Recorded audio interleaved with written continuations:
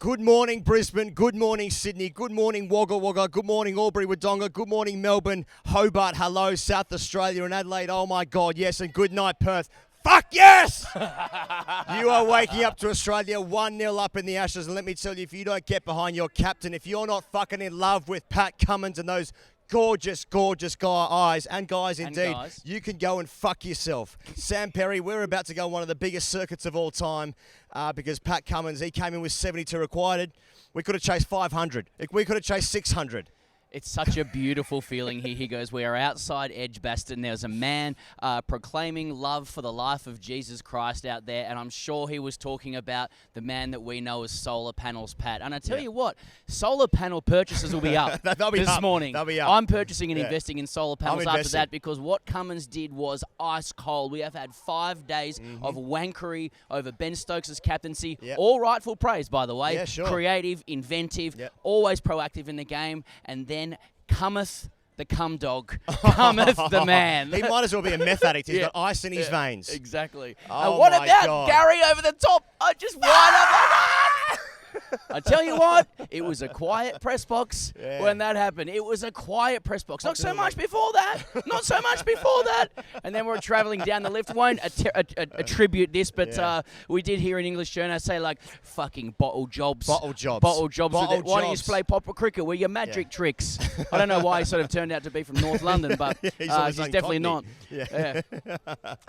Well, what a feeling. I mean, we have been fucking fetal all day, a sense of dread and foreboding. Australia do not win these games. Never seen them win it. Everything about England was confident and fun, and Broad was doing the wind-up thing and whatever, and we're playing slow missionary sex cricket. But I tell you what, if missionary sex is Australia and Baz Ball is bum stuff, I fucking love missionary. Okay? I like it! So the energy is high around Edgbaston right now. We're obviously outside the ground here. All the English people are gone, but very quiet all of a sudden. No, and fair enough as well. But we played boring cricket, didn't we? In my lifetime, I've seen Courtney Walsh strangle Craig McDermott, also on the field, down the leg side. I've seen Edgbaston 05. I've seen Headley 19. I've never seen my team win this kind of game before. Does that mean that this team is good? Now, in my opinion, they didn't win hard enough. Yep. That was a little bit easy for my liking. Maybe need to bump a few more blokes as well. Yeah, I'd like to say a bit more short stuff, a bit more through the chest for me. Yeah. Pez, we in all seriousness, we've been saying all day that it's too much. It's too many. We don't make those chases. 281 was just that was a mountain that was too high. Might as well have been 1,000. Yeah. There. I actually still don't think they're going to get the runs. That's how I felt all day. I still don't think they're going to get there. You know, if you give it to me right now, I'll take a draw. Yeah, I'll bite your arm off for a draw, mate. I'm fucking peckish. Yeah. You got your hand there. I'm biting your hand off for a draw. I'm peckish stand for your arm and for that draw. We're delirious. There's actually no structure to this, to whatever there's no structure. We're going to discuss today. This raw, visceral minutes here. I mean, that was one of the most tantric experiences of my life. We are meant to now wank over Test cricket, etc. But it was 5 days of Australia playing catch-up. Yeah. Australia was just behind the game, it felt to me, the whole time. No one could work out what the fuck was going on with the contrasting styles they were playing. England was just always on the front foot. Somehow they would let Australia back into the game. It felt like it happened about 50 times. Yeah. But as Australia was making its way in the chase, we just kept going, well, now there'll be a wicket. Yeah, now there'll be a wicket. Now there'll be a wicket. And regularly there was 8 of them.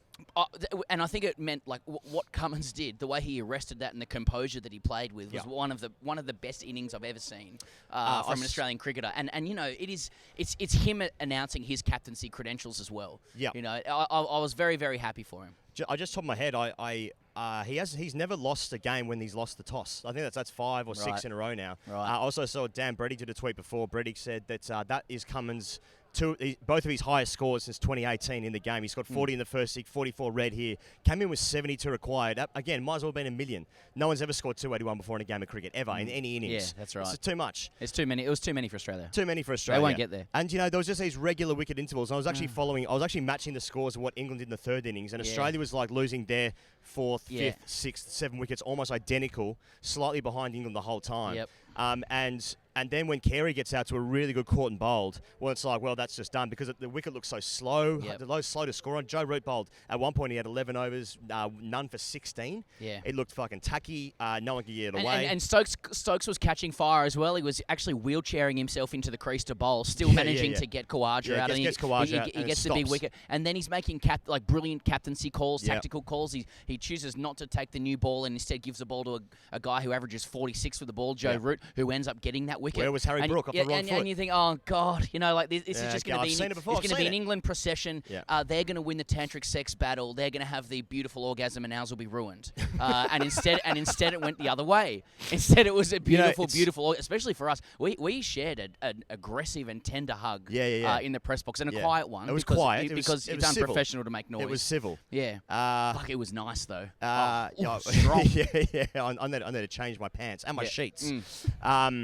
That was actually, I know Ben Stokes has got his own redemption story. Obviously, he bowls in the final in the 2020 World Cup when Brathwaite hits lots of sixes and wins the game. But that's been the first time in a while because Stokes drops Nathan Lyon, which would have been a fucking screamer, to be fair. But he catches it, then drops it. Yeah. That's the first time things haven't gone right for Stokes, and I feel like about 4 years. Yeah. Since the summer of 2019.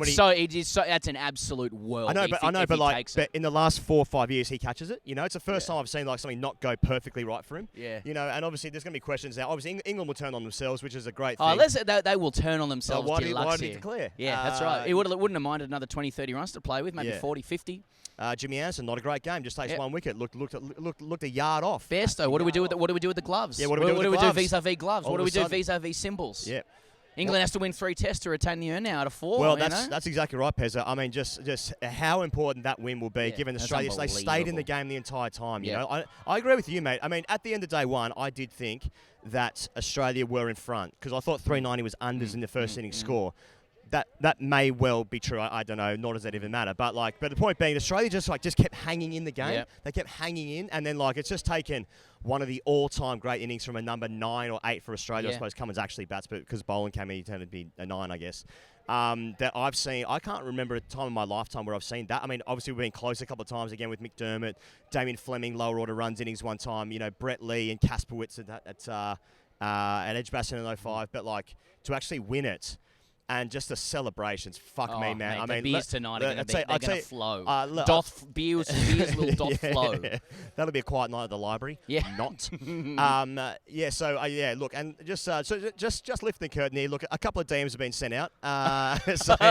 Boys, vis-a-vis a lager. Yeah. Where are we heading? Yeah, where are we heading? And I'm not expecting that to be seen at all. Might get it back in sort of 3 or 4 days time. Sorry, boys, just got this. Yeah. Because the phone's going to be busy for the boys. But fuck, when Cummins wheels away because obviously I think it might have been Harry Brook. It was beneath us. I couldn't quite see who it was, but he throws it into the fence. Yeah. And then Pez and I had the most aggressive, tender, passionate hug that one would ever receive from a podcasting partner. Yeah. But I wanted to be in that dressing room so fucking hard, man. Because that's one of the greatest feelings in sport. Just to fucking come from behind. Gutsy underdog win, win. It's a cum dog win, cum dog millionaire. God, Pezza. Well, especially when I thought we were about to experience possibly the worst pain in our sports fandom career. Yeah. Even with Australia needing 3 or 4 to win, it's Robinson's going to go 2 and 2. I can't see the number 280 next to their names. Hayes got the blinkers on. We're going to have to cop the hollies in the entire ground, giving it large deluxe, the broad hoopla, the whole thing, and the press box, smashing tables, and also, and of course, fair play. That's what you do. What do you do? England have owned almost every thrilling moment in the match. Yes. Apart from Khawaja chucking his bat once, and Cummins wheeling away. Mate, that might have been a month ago. It was extremely tantric. The entire thing. Look. Let's just do the wank thing. Credit to both sides. Good test match, etc. But fuck me, 1-0. I am absolutely dining out on that. That's giving. Yeah. I mean, the big winners here, KKR, obviously, which have Cummins contracts. Yeah, indeed. Of course. Those are the big winners. Hey, let's talk about Usman Khawaja, who's man of the match. Who he has faced. I think he faced 17,000 balls in the end. Was it in the match? Look. It's 210 runs or something in the game, 141 and 60 something in the second dig, and he's just kept Australia in it, you know. And how many times have we seen since he's come back into the side, these innings where he just grinds these innings out and just keeps Australia in the game. He's saved games for Australia. He's been winning games for Australia. It's just fucking heroic stuff. And the way he got out when Stokes his body was about to pack it in. I was so deflated, and he was deflated because it looked a lazy shot at the time. But the guy had been batting for a week and a half non-stop, so I think a lapse in concentration was perhaps earned. He earned one. Cam Green had the same fate earlier on, where he left his bat out. It was a weak shot, really. It was sort of an angled blade, trying to push one to a vacant point region to get off strike, and I thought actually Cam Green looked pretty good, but it was look, Australia have done very well to chase those runs and make the runs that they have in both innings without any significant contribution from Warner, Smith, or Labuschagne. That's true. Who all had pretty poor games. That's what I mean. Yeah. So, you know, that's what you need in those fourth innings chases. Like Boland making 20, Green makes 30 odd or whatever, or 28 or whatever it was. Carey chips in with some runs. Cummins chips in with some runs. Nathan Lyon chips in with some runs. I mean, everybody showed ticker and hard. And I have to say, like, that for me, the significance of this win for the Australian team is that it isn't a coincidence that their predecessors didn't win those games. To me, exactly right. Like the style with which the predecessors used to win games, and we love them. They're great. They're our fathers. They've got hairy forearms. I'm not just referring to Ponting. Just all of them. I mean, symbolically,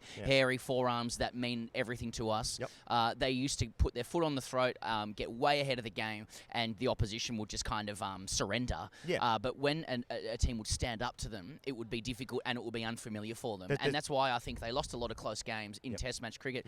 This team, we've been saying, the significance of this win is that this team is a nearly team. They need to transcend themselves to elevate themselves to greatness, which will allow them to access certain things that we'll be talking about in our live shows. If you want to come to Leeds, etc., you can. And wins like today are the sorts of things you need to make that step up. And not only that, but for the captain to steward it.